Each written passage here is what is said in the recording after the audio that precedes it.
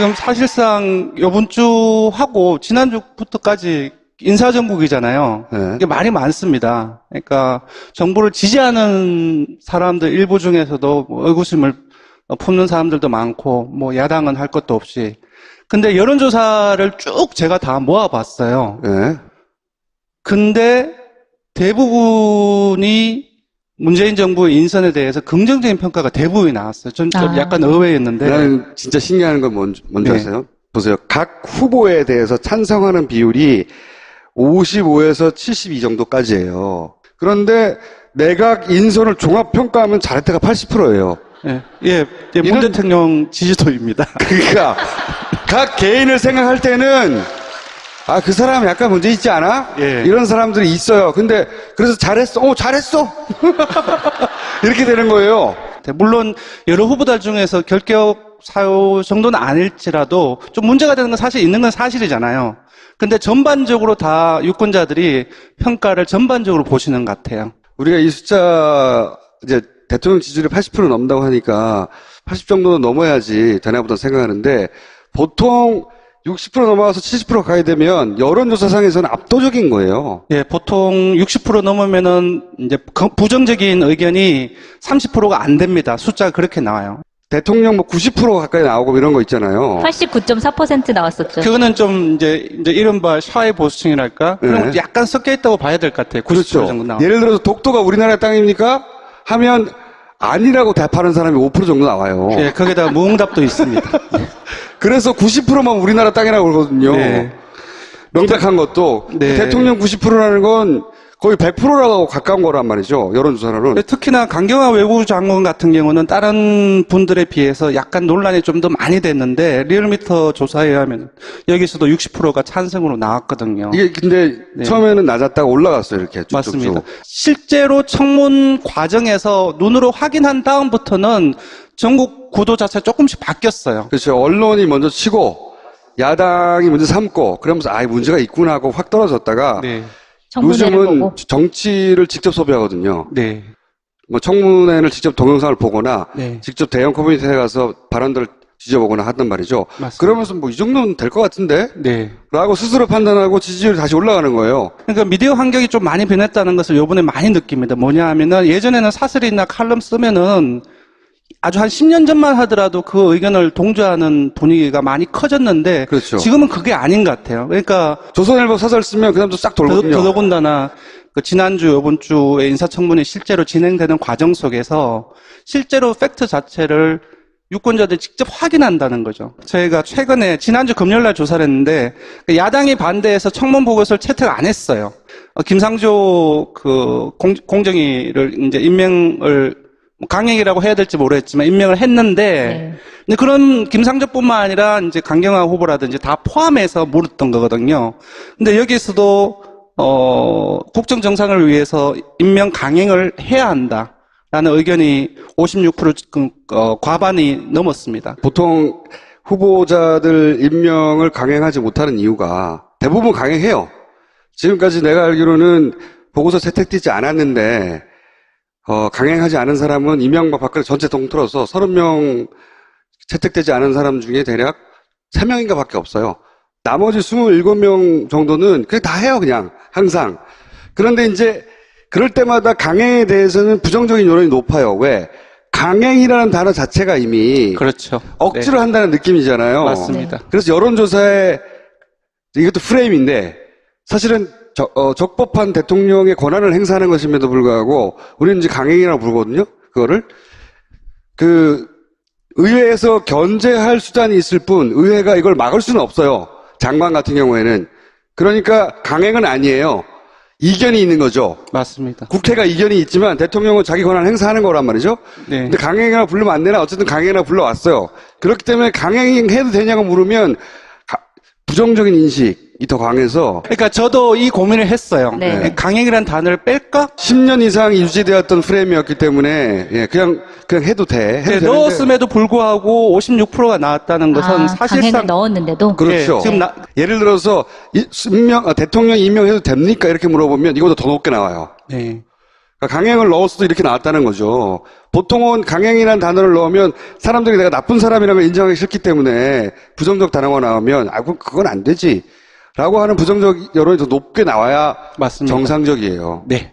그러니까 대단히 높다는 거예요. 그냥 네. 임명해도 된다는 여론이 실제로는. 그래서 이런 마지막 그 문항에 대한 응답이라든지 전반적으로 이 응답들을 봤을 때 아마도 국정동력이 민심의 동력이 상당히 강하다는 것을 인식을 하고 있을 것 같고요. 그냥 임명해도 되는 거예요. 그러니까 사실 물론 대통령의 지금 분위기는. 권한이긴 한데 국회가 있는 이유가 그다음에 국회에서 인사청문회를 하고 인사청문 보고서를 쓰는 이유 자체가 사실 국회의 의견을 존중해야 한다는 하나의 제도적인 합의거든요. 그렇기 때문에 그거를 아예 무시하는 거는 조금 문제가 아니죠. 있을 수 있다라고 볼 수 아예 있습니다. 무시할 수는 없죠.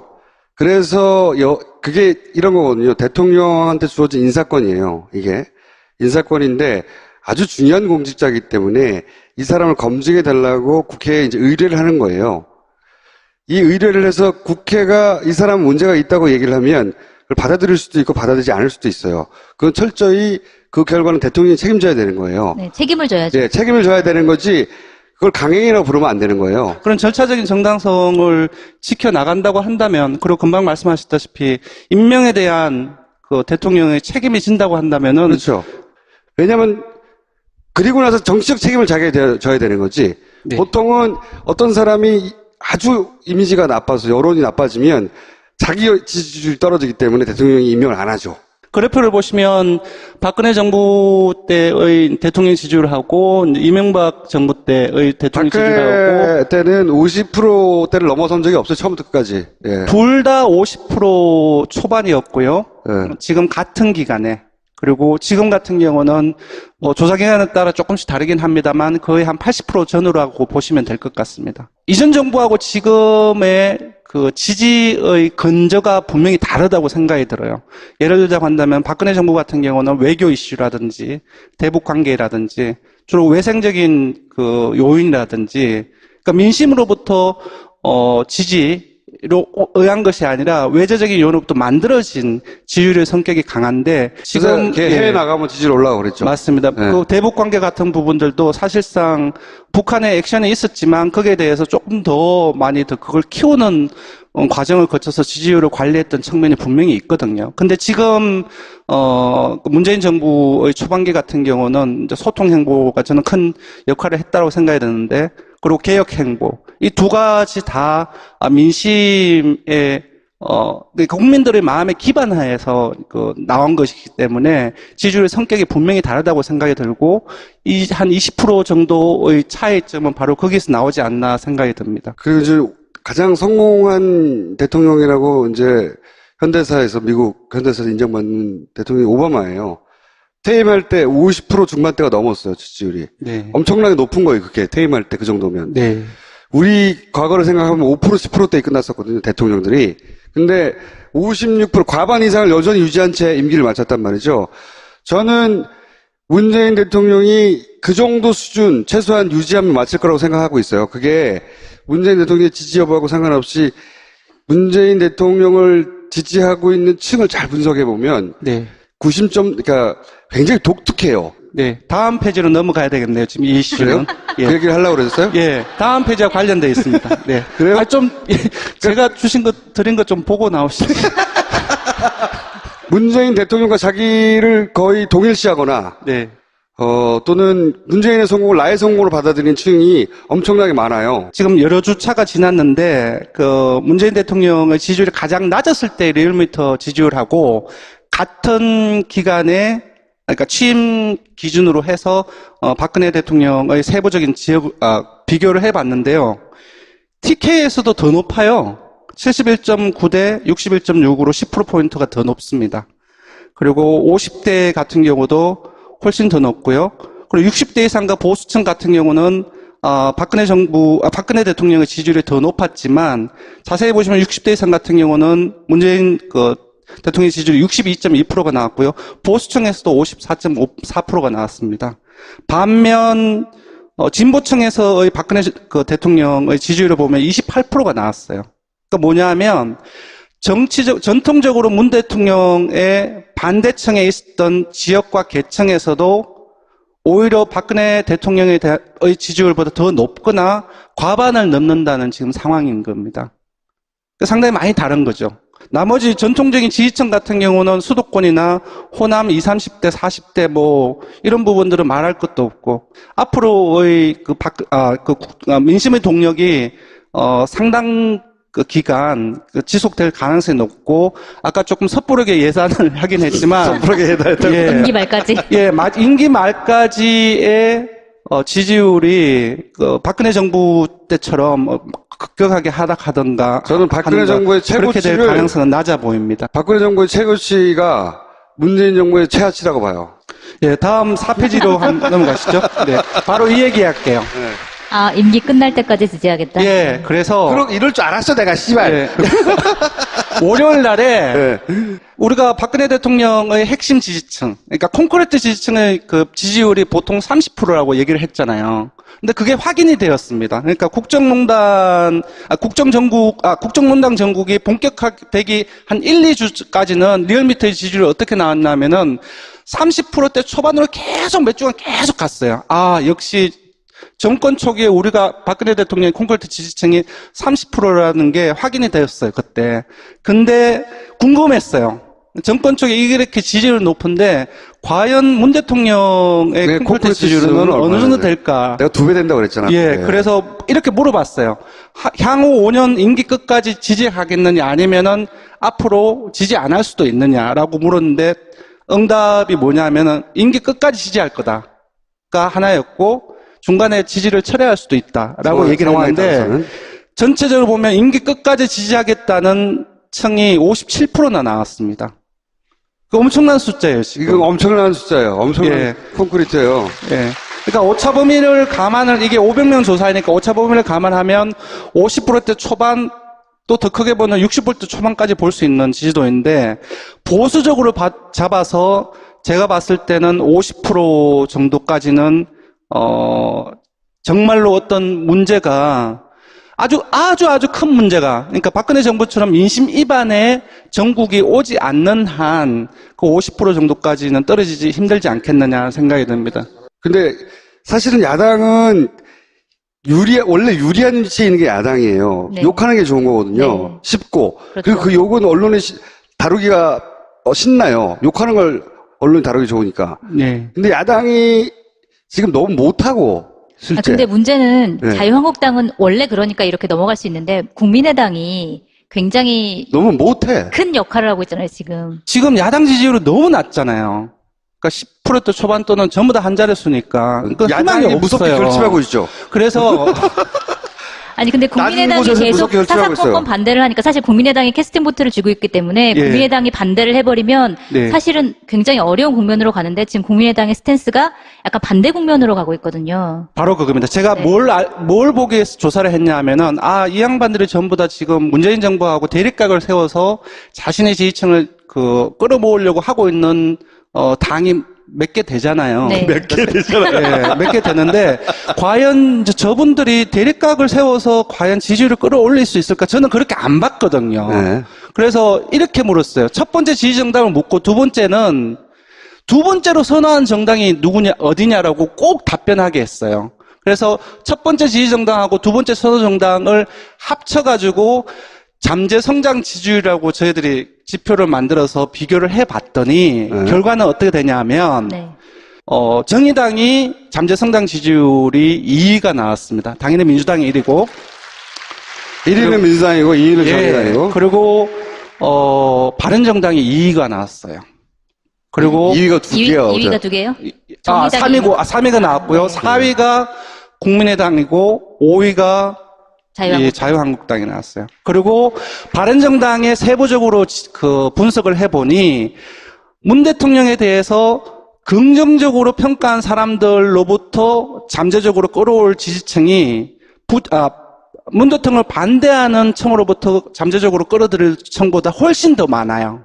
그럼 이 정당들이 결과적으로는 전략적으로 문재인 대통령 지지로 돌아설 것이다. 맞습니다. 요 여론조사의 핵심은 사실은 반대로 존재감을 세워서 얻을 게 없다는 거예요. 맞습니다. 예, 바른정당과 국민의당이 잠재적으로 끌어들일 수 있는, 그러니까 지금은 지지를 하지 않지만 우리 두 번째로, 그러니까 선호하는 정당을 기준으로 해서 끌어들일 청을 분석을 해봤을 때 조금 협조를 하고서 그런 스탠스를 취하면서 끌어들일 수 있는 사람들이 더 많다는 거예요. 그래서 그만하죠, 이제 여기서. 네.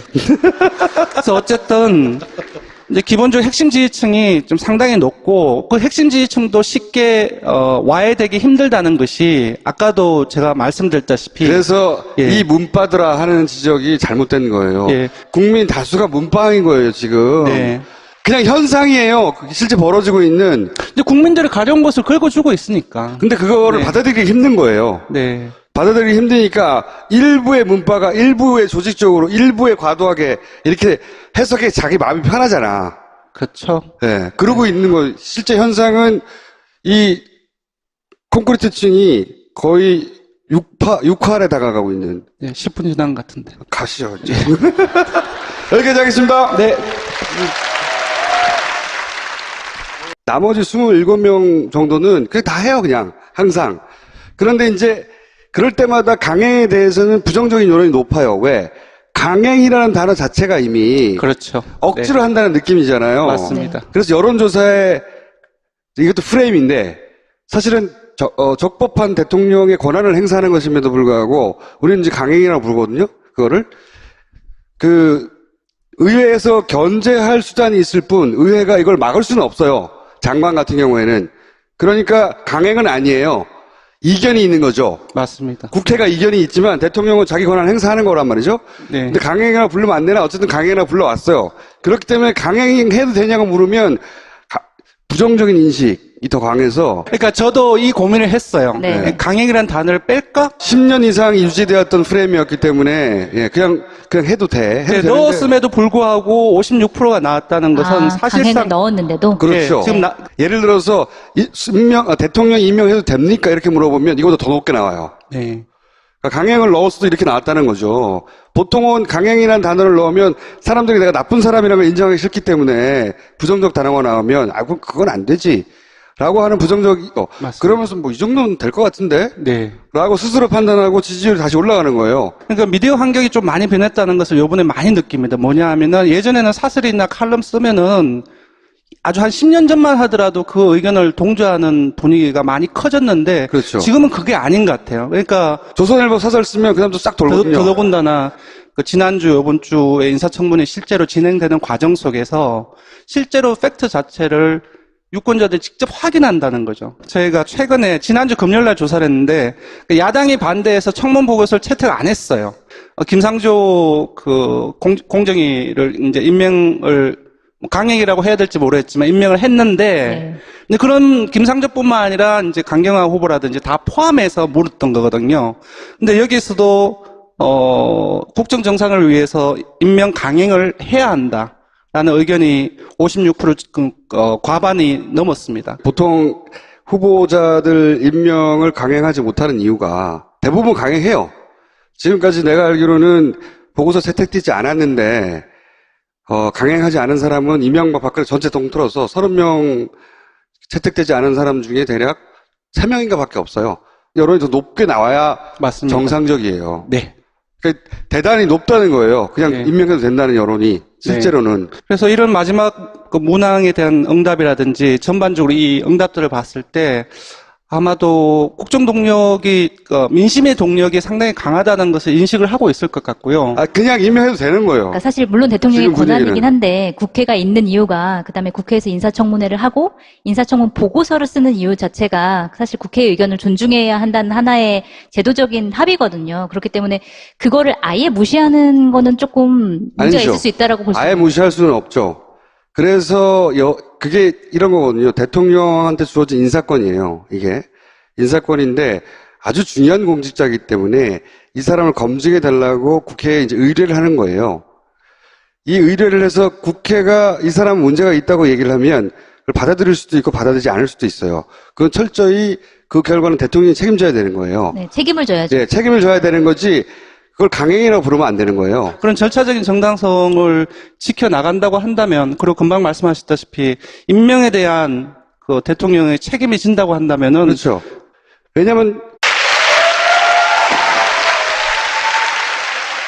지금 사실상 요번 주 하고 지난주부터까지 인사정국이잖아요. 네. 이게 말이 많습니다. 그러니까 정부를 지지하는 사람들 일부 중에서도 뭐 의구심을 품는 사람들도 많고 뭐 야당은 할 것도 없이. 근데 여론조사를 쭉 제가 다 모아봤어요. 네. 근데 대부분이 문재인 정부의 인선에 대해서 긍정적인 평가가 대부분이 나왔어요. 좀 약간 의외였는데. 나는 진짜 신기한 건 뭔지 네. 아세요? 보세요. 각 후보에 대해서 찬성하는 비율이 55에서 72 정도까지예요. 그런데 내각 인선을 종합평가하면 잘했다가 80%예요. 예, 문 이런- 대통령 지지도입니다. 그러니까 각 개인을 생각할 때는 아, 그 사람 약간 문제 있지 않아? 예. 이런 사람들이 있어요. 근데 그래서 잘했어. 잘했어. 이렇게 되는 거예요. 물론 여러 후보들 중에서 결격 사유 정도는 아닐지라도 좀 문제가 되는 건 사실 있는 건 사실이잖아요. 근데 전반적으로 다 유권자들이 평가를 전반적으로 보시는 것 같아요. 우리가 이 숫자 이제 대통령 지지율이 80% 넘는다고 하니까 80 정도는 넘어야지 되나보다 생각하는데 보통 60% 넘어가서 70% 가야 되면 여론조사상에서는 압도적인 거예요. 예, 보통 60% 넘으면은 이제 부정적인 의견이 30%가 안 됩니다. 숫자가 그렇게 나와요. 대통령 뭐 90% 가까이 나오고 이런 거 있잖아요. 89.4% 나왔었죠. 그거는 좀 이제 이른바 샤이 보수층이랄까? 그런 네. 약간 섞여 있다고 봐야 될 것 같아요. 90% 정도 그렇죠. 나와. 예를 들어서 독도가 우리나라의 땅입니까? 하면 아니라고 대답하는 사람이 5% 정도 나와요. 예, 거기다가 무응답도 있습니다. 그래서 90%만 우리나라 땅이라고 그러거든요. 네. 명백한 것도. 네. 대통령 90%라는 건 거의 100%라고 가까운 거란 말이죠. 여론조사로는. 특히나 강경화 외교부 장관 같은 경우는 다른 분들에 비해서 약간 논란이 좀 더 많이 됐는데 리얼미터 조사에 의하면 여기서도 60%가 찬성으로 나왔거든요. 이게 근데 네. 처음에는 낮았다가 올라갔어요. 이렇게 쭉쭉쭉. 맞습니다. 실제로 청문 과정에서 눈으로 확인한 다음부터는 전국 구도 자체가 조금씩 바뀌었어요. 그렇죠. 언론이 먼저 치고 야당이 먼저 삼고 그러면서 문제가 있구나 하고 확 떨어졌다가 네. 청문회를 요즘은 보고. 정치를 직접 소비하거든요. 네. 뭐 청문회를 직접 동영상을 보거나 네. 직접 대형 커뮤니티에 가서 발언들을 뒤져보거나 하단 말이죠.